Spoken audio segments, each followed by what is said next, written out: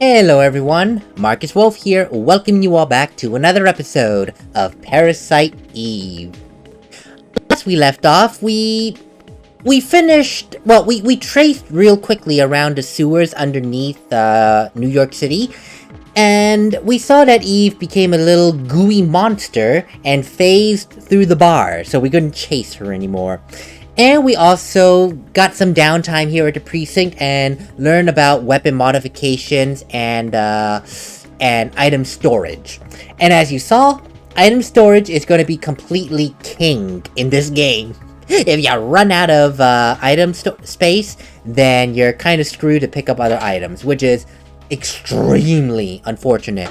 I don't remember if you gain more storage space later on down the line, but for now, let's work with the idea that we won't. And that is going to suck to high heaven. But we also got something in here that we can take. Medicine level 2, 90 HP. Yay! More healing. That's good if I have a really bad time. And let's go ahead and talk to this lady that just, made her way over here after we accidentally ran into Ben further down the hallway. You met Daniel's son, Ben? Daniel divorced his wife last year. This was before you were assigned here. He kept saying every boy needs a father, so he fought for Ben's custody of Lorraine, his ex-wife. Well, he won, but being a cop, I doubt if he has time to spend with him. Oh, yes, Captain Baker was looking for you. Cool. Okay, so I was right. He just didn't say it at the time, because why would you repeat it here? So it wasn't set in the car ride. I just read too much into that situation. Daniel is divorced, and he's got full custody of his son. Problem is, well, he's constantly working. Not exactly great for, for a child, but it's what happens. Sometimes a parent just is working hard, and if you're being a police officer, you get these very awkward, stupid hours, and it just leaves no time for family. Sir. Oh, okay. I really gotta get used to this control scheme here, where it's like, oh, I can move. It's like, okay, we're done. It's not cutscene. Now it is. This is so stupid. Come on, set pieces. Let's get into place faster. You were looking for me? Yes. We're having a press conference now, and I would like you to be in attendance. Me? That's right. You'll be on national television as the sole survivor of that incident. I see. But you only answer when I ask you. The media is just looking for anything to grill us about. They may even turn you into a suspect, so you let me do all the talking. Is that understood? Yes, sir. Okay then. Let's go ahead and meet the press, shall we? So, you're saying that this could be the work of a terrorist organization? That is what we are currently speculating. Then how about accounts of officers and firemen at the scene just bursting into flames? That was due to a rare, highly flammable chemical which was used to start the fire. Another question. Then how exactly did Detective Brea survive without so much as a minor burn? That is the result of her quick thinking and training as an officer. I'm sorry, but I'm asking her the question, sir. She said that my mitochondria were a mutation. Aya! Your mitochondria, miss? Who exactly said this? Melissa. No, she said her name was Eve. But according to a report, Melissa Pierce was killed in the fire. Melissa did die, but her body had been taken over by this Eve. And who is this Eve? Is she some kind of an alien? People, please. Aya Brea is very tired, and we are still investigating. I'm afraid that'll be all for today.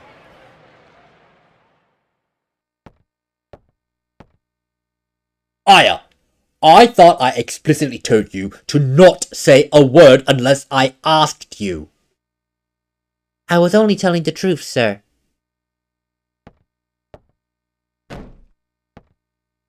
That is not the point. Who's going to believe you? You'll only stir up the media and cause people needless panic. Sir, she was only... Baker here. Who? What does he want? Well, put him through then. This is Captain Baker. What? Meat? I'm sorry, but you'll have to speak up. Yeah. What? Yes. All right then. Sorry. Some Japanese scientist, I believe. Couldn't exactly understand his English well. But he was raving about some Mito something. He says that he's coming over here to the precinct soon. Mito? Is it mitochondria? Wait, you mean that thing in the cell that makes energy from oxygen? Oh, I think I heard about that in school. That's what Eve said too. That it's time for the mitochondria to be set free. Hey, I just read that some researcher at the museum wrote a new theory on it. Sir, I'm taking Aya to go talk to this researcher. Go. Better get there before the media. It may explain that phone call too. Any lead is worth pursuing at this point. Yes, sir. Come on, Aya. And there you get a little snippet of what mitochondria is. How it's a cell that creates energy by burning oxygen. Or using oxygen, which technically burns oxygen, but what have you. Yeah. Consuming oxygen by, burning it to produce energy. That's what mitochondria does. Now imagine if every cell in the body, just this one cell combusting does nothing. You don't even feel it. Every cell in your body, the skin cell, blood cells, liver cells, kidney cells, poof. Yeah. So you see where the science fiction part is coming from right now, right? It delves into that theoretical idea that cells can do this. Can combust. It's not proven, or maybe it is. Okay, take that with a grain of salt. It might be proven that cells can do this, but on a theoretical level, no living organism, like a human being, like human being size, has ever just spontaneously combusted. But a cell, I think, can combust. Again, take that with a grain of salt. I don't know the whole truth of that. I'm not a scientist. Alright, I'll bring the car around, Aya. Meet me up front. Sure. Okay, oh god. Sorry, Daniel. I just ran right into you unceremoniously. Hello? There we go. So yeah, that's it for the precinct. There are other places to explore as well, but I'm not really gonna waste time. I mean, we're gonna explore the precinct later. I promise you that. But for now, let's continue with the story. Let's go to the museum and speak to this scientist who has come up with a new working theory of the mitochondria. And apparently there's nothing on the seat. Can I get anything here? I swear, sometimes there are just hidden items on here, but I could just be talking out of my butt. Oh my god. Yes. So basically, you can talk to him anywhere on this desk. I thought there was an item here. No, you talk to him at this side of the desk, he'll come over and speak. Kind of an odd design, but whatever. Shrug. So, now we are going to, is it the Museum of Natural History? Well, it's just museum, but I think the Museum of Natural History is in New York City. I could be wrong. Do not quote me on that. Oh, it is. Okay, thank you for telling me, Daniel. Thank you so much. We're going to the Museum of Natural History. Dr. Hans Klump will be there. Dr. Clamp. And what is his area of research? Well, according to the papers, he's working on a new theory.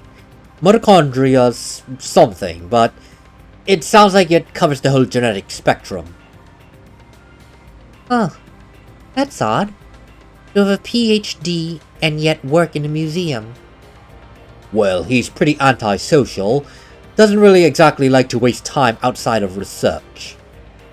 Oh, great. Something tells me we're gonna have a grand old time with this one. Yeah. I know where you're going with this. Just be careful this time, alright? Are you referring to the press conference? Yeah. Daniel, why do you always kiss the chief's butt? You two joined the force at the same time, didn't you? Yeah, but that was years ago. Now he's my boss. See, it's like every now and again, this game tries to throw in a little bit of lore between the characters. So the chief and Daniel, they started the academy, they graduated the academy at the same time. But Daniel is still an officer, a detective, excuse me, or something to that effect, while Baker is now his boss. So it's very nice that in these little tidbits between travels or whatnot, they try to give a little bit of backstory. And it's small, but the effort is there, and it fleshes out the characters a bit more than just like, hey, Baker is my boss. That's it. That's all you need to know. Well, it's been a while since I visited the museum. Dinosaur exhibit. I always loved those when I was a kid. Looks like it's closed today. Well, let's see what that security guard can do for us. Well, Daniel, honestly, I'm not surprised it's closed. Apart from the fact of what happened at Carnegie Hall, it's Christmas Day.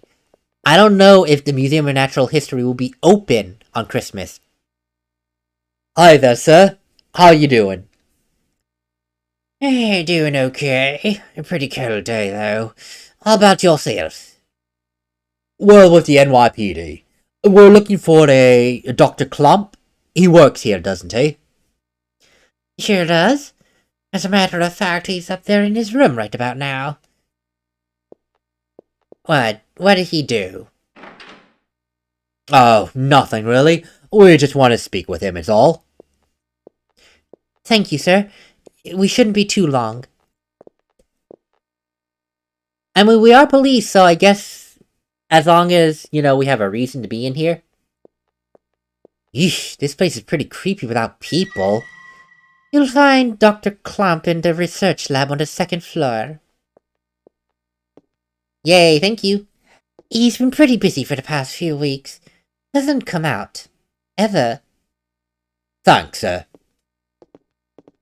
Are we gonna reenact Night at the Museum, where we're gonna find a priceless ancient Egyptian artifact that when it comes nighttime, things are going to, what's the word, what I'm looking for, come to life in the middle of the night? This is the guard that's like gonna become young as the museum comes to life at night. Oh, by the way, could you sign in, please? I'm afraid it's policy. It lets us keep track of who comes and goes. Thanks, Aya. Oh, gee, Daniel. You sure you don't want to run down here and do it yourself? Notebook's on the counter. Thank you. Wow, Daniel just disappeared right after that. He just ran right up the stairs after sauntering up. Just my name? Yes, that should be enough. Unless you want to leave your number as well. And we're done. Yep, okay. Thank you, sir. Bye. Yeah, Daniel just ran for it. Hey, Aya. Over here. Can I explore before I do anything? Unfortunately, no. Wow. Is it just because it's the video game? For logic reasons? Or does Carnegie Hall really have stairs that are just gated off? No, like, really? Well, then again, this is 1997. I can't vouch for 2025 of all times, but it makes me wonder, did Carnegie Hall, or does Carnegie Hall do that? Which would be quite excessive, but security, I suppose. Oh, it's open. Let's check it out. Excuse me. Hello? Sir? Dr. Clump? Dr. Clump! I hear you. Dr. Clamp, we're with the NYPD, and we'd like to ask you a few questions if you don't mind.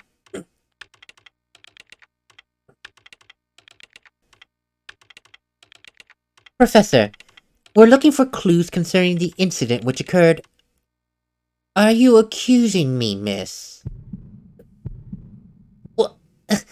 This again? What is this? Oh, this man. I know him. I think. What?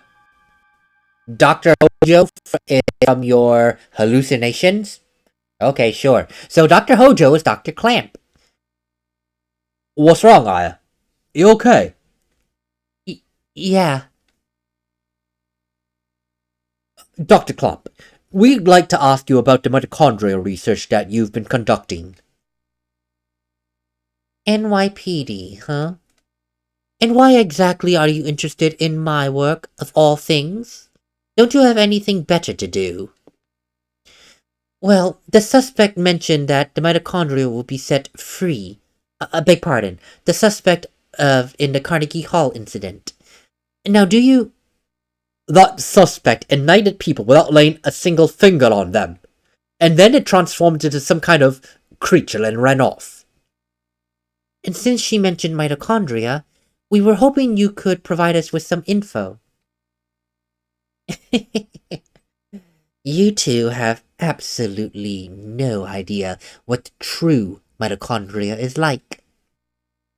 Do you? The mitochondria. It possesses its own unique genetic code. Its own? Are you saying that it's a separate organism? Precisely. Kinda like a parasite or something, huh? Parasite. That's an interesting way of describing this most fascinating of creatures. We cannot live without the mitochondria, parasite or no. Do you understand that? The mitochondria creates energy for us. Without it, we're nothing. We are only here because the mitochondria allows us to be here. Our brains, for example. The brain functions due to the interaction between axons and dendrites. This interaction is possible due to the energy the mitochondria provides. Do you know that it is capable of discharging 200,000 volts of electricity? This not only pertains to electrical discharge, but also to heat energy as well. Heat. So then the combustions from last night were... For a human to burn and melt, 1600 degrees of heat must be generated. There are several hundred mitochondria present within a single cell. Oh, okay, I misunderstood it then. Several hundred mitochondria in a cell. But you can see where it really takes on the whole science fiction here. I suppose you could consider mitochondria like a parasite in that it feeds off a cell's energy, but it's if you were to go in that direction, it's a symbiotic relation that the mitochondria siphons energy from the cell, which in turn strengthens the cell to perform its basic functions. So symbiotic relationship in that case. And I don't know if scientists would consider the mitochondria a parasite, but at the very least it's a symbiotic relationship. And yep, that's where the sci-fi comes in. It's like its own separate organism. It's its own separate organism. Actually, you know what? I don't know. I could be just talking out of my ass. I don't know anything about biology, so I'm just gonna shut up and go with what the game is feeding me. But I'm pretty sure that you should take what's being said with a grain of salt. I'm pretty sure. There are several hundred mitochondria present within a single cell. If all the mitochondria in the body began functioning at the same time, a tremendous amount of energy would be generated and released spontaneously. Melting a human into a puddle of fluid would be a simple task with so much energy. So, you're saying that the mitochondria ignited these people? Professor, you may be right in that we need mitochondria to live as a species. But in the end, we're just using them for energy, right? You have no idea, sir. The mitochondria has control over an organism's growth. Take this hand, for example. Before we're born, this hand is merely a glob of flesh. But when the cells between the fingers deteriorate, well, that's when the fingers first form. When the cells which make up the body aren't needed anymore, it receives a signal to die. This signal is initiated by the mitochondria. When this is relayed, the genetic information in the nucleus is cut off and, in essence, dies. The same then can be said for aging. The mitochondria mutates 10 times faster than cells. Of course, this also applies to mutant forms of mitochondria. When too many mutant mitochondria multiply, energy production level will decrease. This decrease in energy production is associated with the aging process.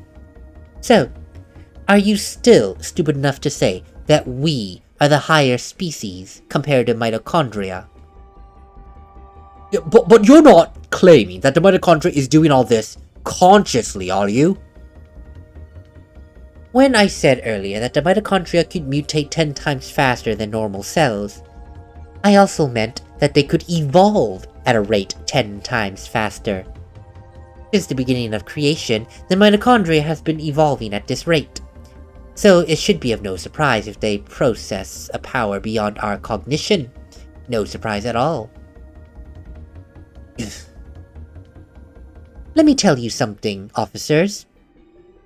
There was a scientist who tried to determine the mutation rate of the mitochondria. With this, he wanted to establish a connection with human ancestry. In 1987, it was announced that the root of all humans can be traced to a single woman in Africa. This finding was announced around the world, and with this, the mitochondrial theory spread like wildfire. You know what they call the root of it all?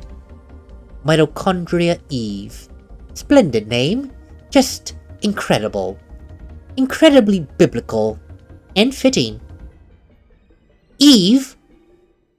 The suspect in yesterday's case called herself Eve. What? Hey, if you know something, you better not be holding back on us. She called herself Eve. I'm sorry, but I've already told you what I know. Now, if you don't mind, I'd like to return to my studies. I believe you two know the way out? Hey, you better explain what the hell is going on here! Daniel, just forget it. Let's go. God damn it! Yes, Dr. Hans Klump is clearly hiding something. And, yeah. Yeah, he is hiding something so hard. Let's go. Back to the police station, please. But, yeah, that's so, it's kind of like a lot of exposition here, and a little bit of a science education, plus sci-fi base of what's going on here, where the sci-fi is going. It's a blend of truth and fiction. And I don't know if the 1987 thing was in reference to the to the book. I don't know. Again, I never read the book, and I don't remember the movie. I watched it a long time ago, so I don't remember if the 1987 thing it was in reference. If it was, then cool. If not, then it's a standalone thing that's like, okay, here's some backstory within the game. So either way, it's cool. Or it could be a real life thing where, you know, a little bit of real life lore drop. I honestly don't know. I should look into that, honestly. Ugh, what the hell is wrong with that Clamp guy? God, I can't stand him. That man. I've seen him before. I just can't remember where. Daniel here. What? Alright, we'll be right there. Aya, looks like we found a break in the case. What? Gotta get back to the station, so hang on. Kicking this thing in the turbo. And turning on the sirens because it's the only way you can legally speed. As an officer, you can't just speed without turning on the sirens. It's dangerous for one, and well, it's dangerous because people walking or driving are like, da da da da da. Why is that police car doing 100 miles an hour without sirens? And we just move on. Daniel, thank you for just leaving me behind in the dust. I appreciate it. Oh god, I got hiccups.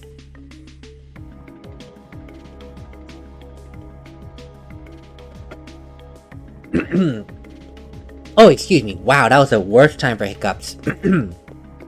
Hey, Kathy. Ay, the whole place is going nuts. I wonder what happened. Well, don't worry. We're bound to figure it out very soon, very quickly. Hello! Alright, let's go, folks. You said something. Let's go, folks. We're starting the meeting. Okay, sure. Let's go. Someday. Okay, there we go. God! Okay, yeah. Whenever we get these black screens of silence, I'm just gonna cut it out. Because that's like easily 5 seconds of wasted time, and it's so stupid. It's at least like 30 seconds, at least. Melissa's solo concert was scheduled for today. She disappeared after last night's incident, and the concert was cancelled as a result. And yet people are still gathering at that stage. We must not let another massacre happen again. The concert is at the concert is being held at the Central Park Amphitheater. Central Park. What is it, Daniel? But Ben and Lorraine are at that concert. What? Daniel, we're not through. Screw you, Baker! My son's in danger! Daniel. Aya.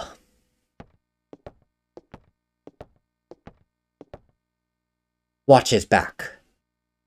Yes, sir. Yay, I get a mod permit. Thank you. I get a free mod permit because things are getting dangerous. Can I at least save her, or are we just going? Okay, thank God. Oh. Honestly? No, it's only 30 minutes. It's fine.